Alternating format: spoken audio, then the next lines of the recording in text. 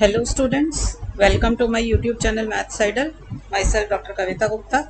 बच्चों, आज मैं आपको एस एल रॉस की बुक से एक बहुत ही इंपॉर्टेंट टॉपिक कराऊंगी। चैप्टर 3 है बेटा ये, जिसमें सेक्शन 3.1 ऑर्थोगोनल ट्रेजेक्ट्रीज पे है। इसका बी पार्ट ऑब्लिक ट्रेजेक्ट्रीज है। आज पहले ऑर्थोगोनल ट्रेजेक्ट्रीज सीखेंगे हम। सो लेट अस स्टार्ट कि व्हाट इज दिस। देखो बेटा, ऑर्थोगोनल ट्रेजेक्ट्रीज क्या चीज़ है आपकी। ऑर्थोगोनल का मतलब होता है एट राइट एंगल, 90 डिग्री के ऊपर। ट्रेजेक्ट्री एक फैमिली ऑफ कर्व्स है, ठीक है। तो हमें करना क्या है कि अगर हमें एक फैमिली ऑफ कर्व्स मिली हुई है, that is F X Y C equal to 0। देखो, एक्स और वाई डिपेंडेंट वेरिएबल है, एक्स इंडिपेंडेंट वेरिएबल है, F is a function of X and Y, and इसके अंदर एक कांस्टेंट भी है सी। ये सी कांस्टेंट है which can take any value, कोई भी रियल वैल्यू ये कांस्टेंट ले सकता है आपके पास, इसीलिए ये फैमिली ऑफ कर्व्स है। अगर इसके पास सी नहीं होता तो इसके पास फैमिली ऑफ कर्व भी नहीं होती, ठीक है ना। फिर तो एक पर्टिकुलर फंक्शन निकल कर आ जाता। तो इसलिए फैमिली ऑफ कर्व बनाने के लिए कांस्टेंट का होना बहुत ज़रूरी है। तो any function in the form of X Y and C, for example X square plus Y square equal to C square, circle आ जाए। तो ऐसी एक कोई फैमिली आपको मिली हुई है। We have written that one parameter family of curves. One parameter मतलब उसके अंदर एक ही कांस्टेंट है, जैसे इसमें सी दे रखा है, ठीक है। अगर हमें ये फैमिली ऑफ कर्व्स मालूम है तो हमें एक और फैमिली ऑफ कर्व्स ढूंढनी है जो इस फैमिली ऑफ कर्व को, जिसको मैंने नंबर 1 से डिनोट किया हुआ है, उस पर राइट एंगल बनाती है, ठीक है। तो one family of curve intersecting another family of curve at right angles, then the two families are said to be orthogonal trajectories of each other। समझ आ गई। तो हमें एक क्वेश्चन में गिवन होगी और दूसरी हमें निकालनी होगी कि कौन सी ऐसी ट्रेजेक्ट्री है, कौन सी ऐसी फैमिली ऑफ कर्व है विच intersect the given family of curve at right angles. Clear. तो ये तो मीनिंग था ऑर्थोगोनल का। एग्जाम्पल से भी समझ लीजिए, इसकी प्रैक्टिकल इंपॉर्टेंस भी आपको पता चल जाएगी कि कोई फैमिली ऑफ कर्व, सपोज कर लीजिए मैंने सबसे सिंपल सर्कल्स की ही ले ली है, जिसका नाम है X square plus Y square equal to C square, मतलब it is the family of circles, ठीक है, विद सेंटर 0 0 और रेडियस आपकी ये सी लिखी हुई है। सी कैन टेक एनी वैल्यू, सी को 1 ले लूंगी तो रेडियस 1 हो जाएगी, सी को 2 ले लूंगी यहाँ पे तो रेडियस 2 हो जाएगी, इस तरीके से, ठीक है। तो कितने भी आपके पास सर्कल्स की फैमिली आ सकती है। अब आप ये देखिए, मैंने इस फैमिली ऑफ सर्कल्स को यहाँ पे ड्रॉ करके दिखा दिया, ठीक है बेटा। अब इस फैमिली ऑफ सर्कल्स पर कोई एक और फैमिली ढूंढी है जो इसको 90 डिग्री पे काटे। तो आप ये देखो, जितनी भी lines passing through the origin होंगी, ठीक है, ये सारी की सारी आप देख रहे हो कि ये लाइन जो पासिंग थ्रू दी ओरिजिन है, ऐसे कोई भी line passing through the origin ले लो, ठीक है, ये ठीक से सेंटर से पास होंगी सारी की सारी। ये इन सर्कल्स को जो होगा ना 90 डिग्री के एंगल पे कट करेगी, ठीक है ना। आप ये 90 डिग्री के एंगल पर अगर ये इनको कट कर रही है तो ये क्या हो गई, इसकी ऑर्थोगोनल ट्रेजेक्ट्री हो गई, ठीक है। तो मैंने, और जो भी line passing through the origin होती है वो किस फॉर्म की होती है, y equal to K X. तो मैं कह सकती हूँ कि y equal to K X where k can take any value. तो k कोई भी वैल्यू ले सकता है, 1 2 3 -1 -2 -3, कोई भी वैल्यू ले सकता है। तो ये भी एक फैमिली बन गई, ठीक है। तो ये जो फैमिली ऑफ कर्व है, ये X square plus Y square equal to C square की जो फैमिली है ना, इसको 90 डिग्री पे कट कर रहा है। तो ये दोनों की दोनों आपस में एक दूसरे की जो हो गई ना ऑर्थोगोनल ट्रेजेक्ट्रीज बन गई। So these two families are said to be orthogonal trajectory of each other. अब जो बच्चे साइंस स्टूडेंट हैं उन्होंने तो ये ग्राफ देख भी रखा होगा फिजिक्स के अंदर कि जब हमारी 2 डायमेंशनल इलेक्ट्रिक फील्ड होती है तो हमारी जो equi potential surfaces, equi potential surface कौन से होते हैं, जहाँ पर इक्वी मतलब सेम पोटेंशियल अगर जिस भी पोर्शन पे रहता है उसको हम इक्वी पोटेंशियल कर्व्स बोलते हैं। तो अगर equi electric lines of forces उसकी ड्रॉ की जाए तो वो दो ऑर्थोगोनल होती हैं। तो ये सेम डायग्राम बनता है बेटा। इक्वी पोटेंशियल सर्फेस तो ये सर्कल्स होते हैं और इलेक्ट्रिक लाइंस ऑफ फोर्सेस, ये जो line passing through the origin ना, ये होती है, ठीक है। तो ये इसकी ऑर्थोगोनल ट्रेजेक्ट्रीज होती है। क्लियर। अब आगे देखिए, working rule to find out orthogonal trajectory. अब हमें मीनिंग तो समझ लिया कि ऑर्थोगोनल ट्रेजेक्ट्री किसको कहते हैं। अब इसे निकालें कैसे, ठीक है। तो मैं आपको लॉजिक भी समझा दूंगी कि मैं ये क्यों यूज कर रही हूँ, ये वर्किंग रूल, और वर्किंग रूल भी आपको लर्न करा दूंगी, ठीक है। तो देखिए हमारे पास क्या है बेटा, हमें एक फैमिली ऑफ कर्व्स गिवन है, F X Y C equal to 0। आप करेंगे क्या, आप ये तो आपको, आप इसको ना माइंड में रख लो कि ये आपको ये गिवन है, ठीक है। आपको इस तरीके का कोई भी एक एग्जाम्पल से लर्न कर लो कि हमें एक फैमिली ऑफ कर्व मिल गई है। सबसे पहले हम इसकी डिफरेंशियल इक्वेशन बनाएंगे। आपको पता है differential equation is a relationship between dependent variable, independent variable and derivative. ठीक है, तो इसमें डेरिवेट करना पड़ेगा डिफरेंशियल इक्वेशन बनाने के लिए, और डेरिवेटिव करके हमें करना क्या पड़ेगा, ये जो सी स्क्वायर है ना, जो कांस्टेंट है, इसको एलिमिनेट करना पड़ेगा। ठीक है ना, क्योंकि सॉल्यूशन के अंदर सी होता है, डिफरेंशियल इक्वेशन में कांस्टेंट नहीं है हमारे पास। तो what we will be doing is कि जो हमें फैमिली ऑफ कर्व मिलेगी उसे डिफरेंशिएट कर लो और डिफरेंशिएट करके सी को एलिमिनेट करिए किसी भी तरीके से। ठीक है, तो हमने सपोज कर लो जो डिफरेंशियल इक्वेशन बन गई हमारी वो इस तरीके से बन गई। हम एक साइड पे dy बाई डी एक्स रखेंगे, बाकी सारी चीजें दूसरी साइड पे ले जाएंगे। अब dy by D x derivative करता क्या है, ये होता क्या है, इसका फिजिकल मीनिंग, इसका मीनिंग होता है स्लोप ऑफ द कर्व। ठीक है, तो इसने हमें करा क्या, इसने हमें जो given parameter of the given family of curves थी उसका स्लोप दे दिया, और उसका स्लोप क्या निकल कर आ गया, fx1। तो slope of the given family of curves वो क्या निकल गया मेरा, fxy निकल गया। ठीक है, डेरिवेटिव जो था। तो हमें तो ऐसी फैमिली चाहिए जो कि ऑर्थोगोनल हो, इसकी ऑर्थोगोनल मतलब 90 डिग्री पे काट रही हो। तो आपको पता है कि अगर दो चीजें आपस में एक दूसरे को इंटरसेक्ट कर रही हैं, तो आपको याद है m1 m2 इक्वल टू -1 की product of their slopes is -1। तो हम करेंगे क्या, हमें m1 मिल चुका है, हमें m2 निकालना है। तो हमारा m2 कैसे निकलेगा, -1/m1, यानी कि यहाँ पे क्या बन गया, -1/fxy। तो इसका मतलब तो ये हो गया कि जो हमारी ऑर्थोगोनल ट्रेजेक्टरी है उसका slope is the negative reciprocal. ठीक है ना, तो negative reciprocal of the slope of the given family. तो हम क्या करेंगे, नेगेटिव रेसिप्रोकल निकाल लेंगे। ठीक है, फिर उससे क्या क्या करेंगे, उस नेगेटिव रेसिप्रोकल की एक डिफरेंशियल इक्वेशन बनाएंगे। तो क्योंकि ये नेगेटिव रेसिप्रोकल जो है ये क्या बनाएगी, slope of the orthogonal trajectory है, और स्लोप के लिए वी यूज डेरिवेटिव। तो हमने क्या किया, ये जो dy बाई डी एक्स है ना, ये इस वक्त ऑर्थोगोनल ट्रेजेक्टरी का है। तो हमारा स्लोप जो होगा ऑर्थोगोनल ट्रेजेक्टरी का that is equal to -1/fxy। तो ये मेरी फिर से एक डिफरेंशियल इक्वेशन बन गई, और डिफरेंशियल इक्वेशन फर्स्ट ऑर्डर की बनी है, मुझे ये सॉल्व करनी आती है फर्स्ट ऑर्डर की डिफरेंशियल इक्वेशन। अब हम इसे सॉल्व कर लेंगे, सॉल्व करेंगे तो हमें कोई सॉल्यूशन मिलेगा। वो सॉल्यूशन किस फॉर्म का होगा, gxy c इक्वल टू 0, मतलब फिर से कोई x y और कोई कांस्टेंट निकल कर आएगा। ठीक है, तो वो इस तरीके का सॉल्यूशन होगा, और जो ये सॉल्यूशन होगा this is called orthogonal trajectory. ठीक है बच्चों, समझ आ गया, ये होगी हमारी ऑर्थोगोनल ट्रेजेक्टरी। अगर थोड़ा सा भी समझ आ गया ना, तो अब जब क्वेश्चन देखोगे तो पूरा अच्छे से क्लियर हो जाएगा। So let me start with the question. तो सबसे पहले मैं आपको यही वाला एग्जाम्पल करा रही हूँ जो मैंने आपको अभी एक्सप्लेन किया था, सर्कल का और lines passing through the origin का। तो this is example number 3.2 in your book. तो देखिए ये क्वेश्चन है आपका, find the orthogonal trajectory of x² + y² equal to c²। तो आपको सर्कल्स दे रखे हैं और इसकी ऑर्थोगोनल ट्रेजेक्टरी मांगी। तो हमारा वर्किंग रूल स्टेप नंबर 1 है कि पहले इससे डिफरेंशियल इक्वेशन बनाओ। तो डिफरेंशियल इक्वेशन के लिए डेरिवेटिव चाहिए, तो मैंने इसको डेरिवेट कर दिया दोनों साइड पे। ठीक है, तो x² का डेरिवेटिव बेटा 2x आ गया, y² का 2y आ गया, dy बाई डी एक्स और c² का 0 आ गया। अब इसमें dy बाई डी एक्स की वैल्यू निकाल लो, क्योंकि आपको हमेशा आंसर इस फॉर्म में चाहिए पहले, क्योंकि स्लोप चाहिए ना आपको। तो we always want it to have this dy by D x equal to fxy। तो हमने क्या करना है, dy बाई डी एक्स को एक साइड रख के बाकी सारी चीजें दूसरी साइड ले जाओ। तो हम ले गए, हमने इसको सॉल्व किया, तो ये आ गया। So what is this now, this is my fxy, that is slope. ठीक है, तो ये किसका स्लोप निकला है, slope of this given family of curve, right. फिर मुझे क्या करना है, अब इसका नेगेटिव रेसिप्रोकल लेना है। तो इसका negative reciprocal will be the slope of orthogonal trajectory. तो स्लोप के लिए dy बाई डी एक्स लिख दिया, this is equal to negative reciprocal. Negative reciprocal क्या होगा इसका, -x/y का, माइनस हट जाएगा और वो रेसिप्रोकल लेना है तो y बाई एक्स आ गया। तो मेरी इक्वेशन बन गई अब dy by D x equal to y by x. Clear, तो ये dy by D x equal to y by x फिर से एक डिफरेंशियल इक्वेशन है। Now solve this equation. Solve करने के लिए आपको दिख रहा है बहुत आसान इक्वेशन है, आपकी वेरिएबल सेपरेबल फॉर्म लग रही है इसके अंदर। तो आपने इसको पहले dy बाई डी एक्स कर दिया, इधर dx बाई डी एक्स कर दिया और इनको इंटीग्रेट कर दिया। इंटीग्रेट करके आपको पता है dy बाई वाई का log y आ जाएगा, dx बाई x का log x आ जाएगा। जब log log आ रहा होता तो कांस्टेंट भी जो होता है log की फॉर्म में ले लेते हैं। तो मैंने लिख दिया log c1। मैंने c1 इसलिए लिया क्योंकि c क्वेश्चन में गिवन था। ठीक है, तो कोई और कांस्टेंट भी आप ले सकते हैं। तो आप सबको पता है यहाँ पे अब log की प्रोडक्ट ऑफ लॉगरिथम की प्रॉपर्टी लग गई, तो ये log c1x बन गया। ठीक है, तो log log दोनों साइड से चला जाएगा, तो आपके पास क्या आ जाएगा, y equal to c1x, where c1 is the arbitrary constant.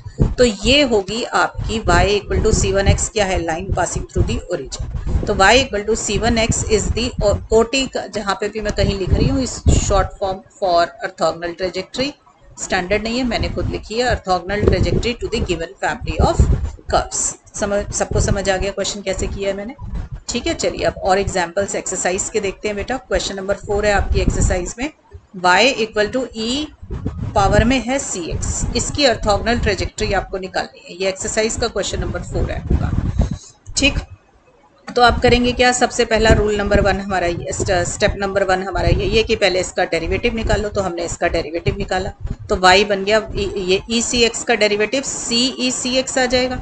अब आपको पता है कि इसको ऐसे स्लोप में इस्तेमाल नहीं कर लेना कि ये स्लोप आ गया। मैंने आपको बोला था कि डिफरेंशियल इक्वेशन इस तरीके से बनानी है कि आपका उसमें c चला जाना चाहिए। तो अब c तो गया नहीं मेरा, तो c मैं यहाँ से कैसे निकालूंगी कि आप ये देखो y equal to e c x है ना, तो ई सी एक्स इतने पोर्शन की जगह पे तो मैं ये y दोबारा लिख देती हूँ, तो मेरा आ गया dy by D x equal to c y, but c तो अभी भी एलिमिनेट नहीं हुआ। तो उसके लिए यहाँ साइड में देखो मैंने क्या किया है, हमने लिया y equal to e c x, ये आ गया। तो दोनों तरफ लॉग ले लो और c की वैल्यू निकाल लो। तो दोनों तरफ लॉग लिया हमने, तो सी एक्स लॉग ई 1 हो गया, तो सी एक्स आ गया। यहाँ से c मिल गया लॉग y बाई एक्स।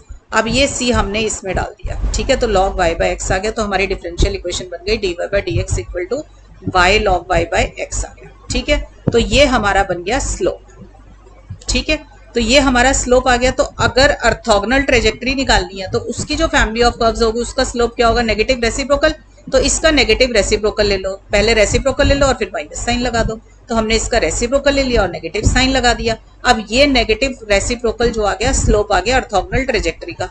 तो इससे अब कॉरेस्पॉन्डिंग डिफरेंशियल इक्वेशन बना दो, ये इसका मतलब है कॉरेस्पॉन्डिंग। ठीक है, तो इसकी कॉरेस्पॉन्डिंग डिफरेंशियल इक्वेशन क्या होगी, इसको D Y by D X के साथ इक्वेट कर दो। तो D Y by D x equal to this आ गया। अब आप देख रहे हैं कि ये फिर से वेरिएबल सेपरेबल फॉर्म बन गई है, इसलिए आप इसको आराम से सॉल्व भी कर सकते हैं। y को एक साइड ले जाओ, सारा x एक साइड ले जाओ, दोनों तरफ इंटीग्रेट कर दो। इंटीग्रेट करने के लिए यहाँ पे क्या यूज करोगे, y log y के लिए बाय पार्ट्स लगाओगे। बाय पार्ट्स कैसे लगती थी, first function as it is into integration of second minus integration का sign differentiation of first into integration of second function, यही करते हैं। और आपको आइलेट का रूल भी मालूम होगा। ठीक है, आइलेट के रूल में l क्या है, log है, और y किसके अंदर आता है, a से एल्जेब्राइक। ठीक है ना, यही होता है। तो आपका l पहले आ रहा है तो log को फर्स्ट फंक्शन मानेंगे और y को सेकंड फंक्शन मानेंगे। तो आपने इसको इंटीग्रेट कर दिया बाय पार्ट्स लगा के, और x का इंटीग्रेशन x स्क्वायर बाय 2 आ गया। सॉल्व कर लिया बेटा, ये आपका आंसर आ गया, रिक्वायर्ड ऑर्थोगोनल ट्रेजेक्ट्री। क्लियर हो गया सबको। और एक एग्जांपल देख लीजिए, क्वेश्चन नंबर 5 है आपकी बुक का बेटा, y equal to x minus 1 plus c e to the power minus x. तो आप क्या करेंगे, सबसे पहले डेरिवेटिव निकाल लेंगे। डेरिवेटिव निकालकर ये याद रखना है कि c को एलिमिनेट करना है। अब c तो एलिमिनेट नहीं हुआ अभी, तो गिवन क्वेश्चन पे दोबारा से आ जाइए, y equal to x minus 1 plus c e minus x. इसमें से ये 1 minus c e minus x वाली एक्सप्रेशन को एक साइड कर लो, ठीक है ना, और बाकी की पोर्शन को दूसरी साइड कर लो। तो हमने देखा, इसको सॉल्व किया, जो गिवन इक्वेशन थी इसमें 1 minus c e minus x की वैल्यू आ गई x माइनस वाई, वो मैं यहाँ डाल दूंगी फर्स्ट इक्वेशन में। इसको डालते के साथ ये हमारी क्या बन गई, D Y by D x equal to x minus Y आ गया। तो ये हमारी क्या बन गई है, डिफरेंशियल इक्वेशन बन गई है फॉर द गिवन फैमिली। तो इसमें ये जो पोर्शन होगा ये इसका स्लोप आ गया, ये स्लोप ऑफ गिवन फैमिली आया है। ठीक है, तो अब आगे क्या करेंगे, इसका नेगेटिव रेसिप्रोकल लो। तो इसका नेगेटिव रेसिप्रोकल देखो बेटा, x माइनस वाई का reciprocal 1 upon x minus y, और नेगेटिव साइन आपको लगाना है क्योंकि नेगेटिव रेसिप्रोकल लेना है। मैंने नेगेटिव साइन को नीचे एब्जॉर्ब करा दिया, तो मेरा आ गया y माइनस एक्स। क्लियर हो गया सबको। तो अब हमारी डिफरेंशियल इक्वेशन क्या आ जाएगी, corresponding to this orthogonal trajectory is d Y by D x equal to 1 upon y minus x. ठीक है, अब फिर से इसको सॉल्व करना है हमें। अब सॉल्व करने के लिए मैंने क्या किया, y माइनस एक्स को मैं दूसरी साइड ले गई, D Y equal to D X आ गया। तो मैंने इसको M D x plus N D Y equal to 0 form में लिख लिया। ठीक है, तो ये किस फॉर्म में आ गया, M D x plus N D Y equal to 0। जब भी ये फॉर्म आए तो आपको हमेशा ट्राई कर लेना चाहिए कि क्या ये एग्जैक्ट है। तो हमने इसको चेक किया, m is the coefficient of dx, n is the coefficient of dy। तो हमने देखा कि m का कोफिशिएंट dx का कोफिशिएंट m है जो वो 1 है, और dy का कोफिशिएंट यहाँ पे है minus of y minus X, यानी कि x माइनस वाई। तो हमने del m by del Y निकाला, del n by del x निकाला, दोनों बराबर नहीं आए। दोनों बराबर नहीं आए तो नॉट एग्जैक्ट। तो ये एग्जैक्ट तो आई नहीं, एग्जैक्ट नहीं आई तो क्या करें, इसके लिए इंटीग्रेटिंग फैक्टर निकालो। इंटीग्रेटिंग फैक्टर आपको पता है, ऐसे में हम ये वाला ट्राई कर लेते हैं कि दोनों के बीच में क्या डिफरेंस है।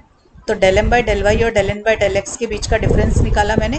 आपको मैंने सिखाया हुआ है कि अगर इधर n है तो यहाँ बाहर की तरफ m होगा। ठीक है, भाई या तो आप ये यूज करते हैं del m by del y minus del n by del x, और बाहर m हो तो यहाँ पर क्या आ जाता है आपके पास n आ जाता है, ठीक है। और अगर अंदर n हो, यहाँ पर n होता है, यहाँ n होगा तो यहाँ पर m आ जाता है, यही सिखा रखा है सबको। तो आपने इसमें वैल्यू डाल दी, इसमें वैल्यू डाली तो 1 आ गई। 1 can always be written as a function of y। क्यों मैंने फंक्शन ऑफ y लिखा है आपको मैंने बता रखा है, जो ये पीछे की तरफ होगा ना इसका फंक्शन बनना चाहिए। अगर मैंने ये वाला फॉर्मूला यूज किया होता तो ये जो था तो मुझे फंक्शन ऑफ x चाहिए था, ठीक है ना। अगर ये यूज करते तो मुझे फंक्शन ऑफ x चाहिए होता है, और इस वाले फॉर्मूले में मुझे फंक्शन ऑफ y चाहिए होता है। इन सब पे वीडियोस बनी हुई है, मैंने सब आपको पहले के चैप्टर्स में सिखा रखा है। क्यों तो 1 तो क्योंकि कांस्टेंट है, it can always be written as a function of x and y both. मुझे फाई की रिक्वायरमेंट है इसलिए मैंने y ले लिया। तो फिर इंटीग्रेटिंग फैक्टर क्या होता है कि जो भी ये वैल्यू निकल कर आती है इसको e की पावर में चढ़ा के इंटीग्रेट कर लो, ठीक है। इसका हम इंटीग्रेशन करेंगे और e की पावर में चढ़ा देंगे इसको, ठीक है। तो इसका 1 का इंटीग्रेशन y आ गया, ठीक है। तो यहाँ पे तो e की पावर y आपका इंटीग्रेटिंग फैक्टर बन गया। फिर इंटीग्रेटिंग फैक्टर काम क्या आता है, इंटीग्रेटिंग फैक्टर इंटीग्रेट करवाने में हेल्प करता है हमारी। कैसे हेल्प करेगा, जो हमारी इक्वेशन थी, जो हमारी ये गिवन इक्वेशन जिसे हम एग्जैक्ट बनाने की कोशिश कर रहे हैं, हम ये वाली इक्वेशन लेंगे और इसको इंटीग्रेटिंग फैक्टर से मल्टीप्लाई कर देंगे। तो हम अपनी इक्वेशन 3 को इंटीग्रेटिंग फैक्टर से मल्टीप्लाई कर देंगे। तो मैंने ये बना दिया, ठीक है। अब अगर आप इसको चेक करेंगे ना तो ये आपकी एग्जैक्ट डिफरेंशियल इक्वेशन निकल कर आएगी, ठीक है। तो चाहें तो आप चेक कर ले। अब आपका नया m ये हो गया और न्यू n आपका ये हो गया। अब आप del m by del y और del n by del x निकालेंगे तो बराबर आ जाएगा, ठीक है। तो अब ये आ गया तो इसका सॉल्यूशन निकालो अगर एग्जैक्ट बन गई है तो। मैंने तो 2-3 तरीके से एग्जैक्ट सॉल्व करनी सिखाई है, लॉन्ग प्रोसीजर से भी और इससे भी। तो मैं अभी फिलहाल आपको शॉर्ट प्रोसीजर बता देती हूँ कि कैसे निकालते हैं। ये फॉर्मूला जो स्क्रीन पे दिखाई दे रहा है यहाँ पर, ये इसे लर्न कर लीजिए, ये शॉर्टकट है आपका। तो इसमें क्या करना है आपको कि ये जो dx का कोफिशिएंट है, मैंने इसका नाम अब m डैश रख दिया क्योंकि ऊपर मैं m ले चुकी थी, और यहाँ पे जो dy का कोफिशिएंट था इसका नाम मैंने n डैश रख दिया, ठीक है। तो ये n डैश आ गया। आपने करना क्या है, m इसको तो इंटीग्रेट करते समय, x वाले पोर्शन को इंटीग्रेट करते समय तो आप y को कांस्टेंट लेंगे, ठीक है। और जो ये n वाला पोर्शन है इसके अंदर आप सिर्फ वही वाली टर्म्स लेंगे जिसके अंदर x नहीं आता। तो मैंने लिख दिया integrate over those terms which does not contain x, ठीक है बेटा। तो ये जो m डैश है आपका, इसकी वैल्यू मैंने लिख दी ey, ठीक है। तो यहाँ पे मैंने लिख दिया ey dx treating y as a constant, clear. और n डैश की जो टर्म्स है वो क्या है, यहाँ पे यहाँ देख लो जरा साइड में, minus y minus x into e y, यानी कि x minus y into e y. तो मैंने यहाँ लिखा है x minus y into e y. फिर मैंने लिखा हुआ टर्म्स नॉट कंटेनिंग x, मतलब आपको x नहीं लेना, तो मैंने इस x को हटा दिया, ठीक है। तो मैंने इसीलिए ये x पे ऐसे क्रॉस मारा हुआ है आपको दिखाने के लिए कि मैंने x को हटाया है, वरना बच्चे को लगता है कि ये माइनस वाई ई वाई कैसे आ गया, ठीक है। तो मैंने यहाँ हटाने के लिए इस x को ऐसे लिखा हुआ है। अब नेक्स्ट वाले स्टेप में मैंने दिखा दिया कि मैंने x हटा दिया तो मेरा माइनस वाई ई वाई बन गया। अब इस माइनस वाई ई वाई को सब बच्चे बाई पार्ट्स लगा के सॉल्व कर सकते हैं, ठीक है। इसको इंटीग्रेट कर लिया मैंने बाई पार्ट्स लगा के। और इधर देखिए ये वाले ई वाई को जब हमने इंटीग्रेट किया विद रिस्पेक्ट टू x, तो आपने y को कांस्टेंट मानना है, कांस्टेंट है तो ये बाहर आ जाएगा, तो कांस्टेंट एज इट इज रह जाएगा, इंटीग्रेशन सिर्फ 1 का होके रह जाएगा। तो मतलब ये ऐसे सॉल्व हो जाएगा, ठीक है। तो इसका इंटीग्रेशन क्या आ जाएगा, e y into x, clear, ये आ गया। और वाई ई वाई का इंटीग्रेशन आप कैसे कर सकते हैं, वाई ई वाई का इंटीग्रेशन कैसे कर सकते हैं, बाई पार्ट्स लगा के देखो। फर्स्ट फंक्शन इसको माना, सेकंड फंक्शन इसको माना। तो first function as it is integration of second e y का इंटीग्रेशन ई वाई, फिर इंटीग्रेशन का साइज फर्स्ट फंक्शन का डिफरेंशिएशन वाई का डिफरेंशिएशन 1 इंटीग्रेशन ई वाई, ठीक है। तो ये इसको सॉल्व कर लोगे तो ये क्या आ जाएगा, ई वाई। तो ये आ गया, इसको सॉल्व कर दिया, हमारे पास ये आ जाएगा। So this is the required orthogonal trajectory, ठीक है बच्चों। आज की क्लास तो यहीं पे वाइंड अप कर रही हूँ। अब इसमें कुछ वर्ड प्रॉब्लम्स भी हैं, वो नेक्स्ट क्लास में इसकी अभी और प्रैक्टिस करेंगे इस टॉपिक की, और उसमें बुक में जितने डिफिकल्ट क्वेश्चन है वो सब क्लास में आपको करवा दूंगी, ठीक है। और फिर नेक्स्ट क्लास में आपको होमवर्क भी देंगे, राइट। तो नेक्स्ट क्लास में मिलते हैं बच्चों, तब तक पढ़ाई करते रहें। All the best.